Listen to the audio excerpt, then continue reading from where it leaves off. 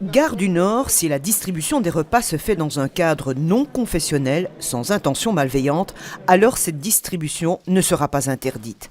À Schaerbeek, la mesure a donc été assouplie. Il n'empêche, pendant un laps de temps, l'action de beaucoup d'associations a été mise à mal car l'endoctrinement ne fait absolument pas partie de leur travail.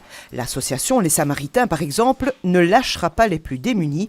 Elle restera active plutôt du côté de la gare centrale. On a eu des fois quelques problèmes, mais bon, on les a résolus. J'ai même été voir le grand imam de Bruxelles au cinquantenaire et qui m'a dit que ce sont des groupes qui ne contrôlent pas et qui sont vraiment en dehors de l'idée de l'islam. Mais vous allez continuer votre distribution gare centrale, hein? Oui, nous continuons la distribution à la gare centrale sans le moindre problème. À l'origine de la décision de Schaerbeek, il y a une simple association, celle de Jean-Louis Denis, belge converti à l'islam, qui se voit accusé de profiter de la distribution gratuite des repas pour recruter des jeunes combattants pour la Syrie.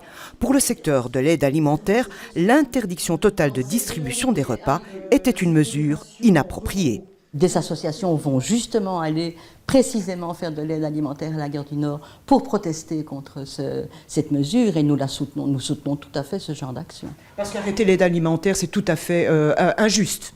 Mais c'est injuste et c'est surtout impossible. Alors le secteur de l'aide alimentaire serait favorable maintenant à un meilleur contrôle de certaines associations. C'est un débat intéressant à faire émerger.